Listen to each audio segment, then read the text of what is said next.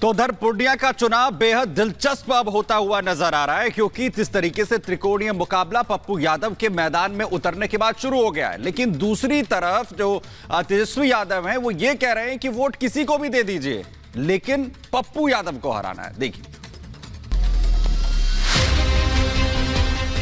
India को चुनो, और इंडिया को अगर नहीं चुनते हो बीमा भारती को, तो आप एनडीए को चुनो।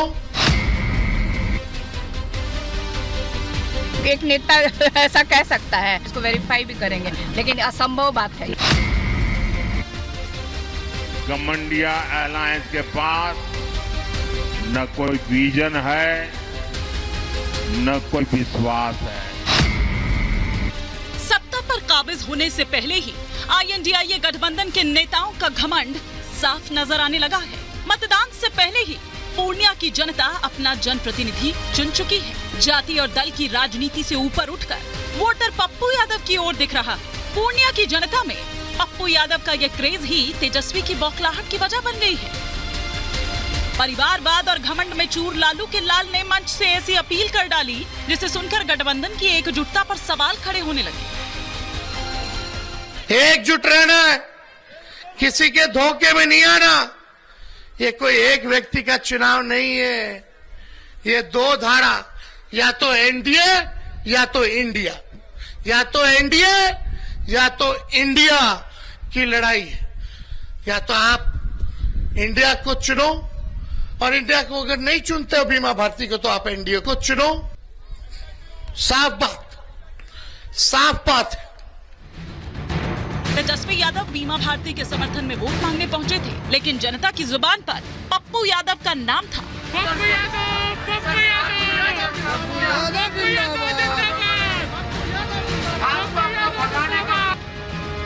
जिसके बाद तेजस्वी का गुस्सा बेतुके बयान के रूप में सामने आ गया। उनके बयान में एक किस्म की झुंझलाहट दिखाई दी।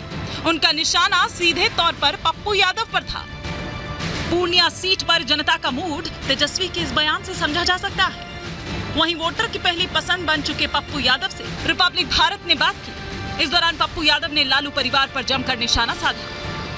हम तो उनके दिल की बात या उनके परिवार की बात, हम तो लालू यादव जी के साथ हमेशा रहे हैं। हम तो बोले तेजस्वी यादव जी आगे बढ़े, हम पूरी कोऑपरेट करने को तैयार हैं। हम तो उनसे इतना भी विपक्ष से लेकर के जब तेजस्वी जी जन्म नहीं लिए थे, तब से हम लालू यादव जी के साथ रहे। लेकिन जब जब हमारी माँ चुनाव लड़ी, तब भी ये लड़े, 20,000 वोट लाए। हम जब 4 बार चुनाव पूर्णिया से लड़े, तब कभी वोट वो लाए 28,000, कभी लाए 43,000। तो पहले भी इन लोगों ने कैंप किया, लालू जी हमारे खिलाफ कैंप किए। पप्पू यादव का ये क्रेज पूर्णिया की जनता में एक दिन में नहीं बना है, बल्कि वर्षों तक जनता के बीच रहकर उनके लिए काम करके उनके सुख दुख का साथी बनकर पप्पू यादव ने ये कमाया है। आज क्या कारण है कि मधेपुरा सुपौल जैसी सीट को हम छोड़ के जो गठबंधन दे रहा था, आप बहन सारी बात को जानते हैं। कोरोना में भी मैं नहीं डरा, आप याद कीजिए। बाढ़ में भी हम नहीं डरे, मरना पसंद किए, लेकिन इंसान को नहीं छोड़े, आम आदमी को नहीं छोड़े। सबने अपनों को छोड़ा, मैंने सबके अपने को गले लगाया। आरजेडी पप्पू यादव पर बीजेपी की बी टीम होने का आरोप लगाती है, लेकिन पप्पू यादव ने अपने एक सवाल से INDIA की एकता और मानसिकता पर सवाल खड़े कर दिए। कोई भी आदमी यदि जैसे ममता दीदी और कांग्रेस लड़ रही है, तो कहाँ राहुल गांधी उन्हें बी टीम कह दिया? डी राजा की पत्नी राहुल गांधी जी के खिलाफ लड़ रही है, तो राहुल जी तो कुछ नहीं कहे। और अरविंद केजरीवाल जी पंजाब में अलग अलग लड़ रहे हैं, तो वो तो उनकी व्यक्तिगत और निजी हमले नहीं कर रहे हैं। पप्पू यादव तो किन्हीं के खिलाफ नहीं, मैं तो कहा दोनों बहन के लिए भी मैं जाऊंगा। लगभग इंडिया गठबंधन के लिए हम जाएंगे 26 के बाद।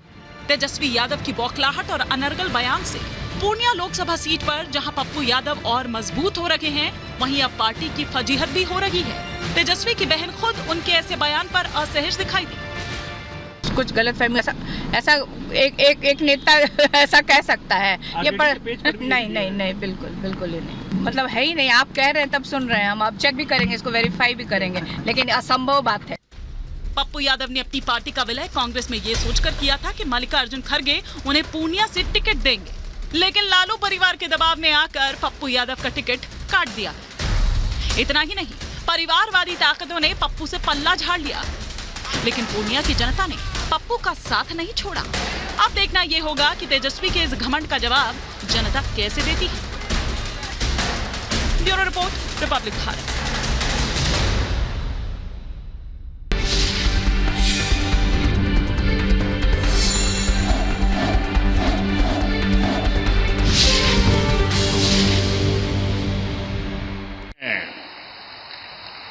और मेरे लिए तो खुशी है कि 22 जनवरी को अयोध्या में आकर के भी मुझे आशीर्वाद दिया था।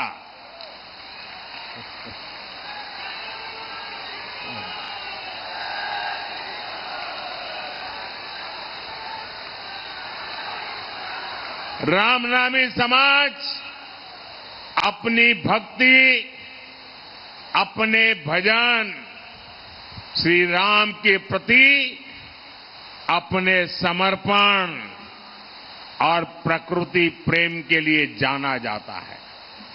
कहते हैं राम नामी समाज के पूर्वजों ने 150 साल पहले ही बता दिया था कि राम मंदिर में प्राण प्रतिष्ठा कब होगी।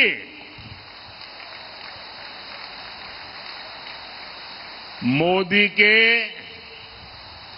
जिस मंदिर की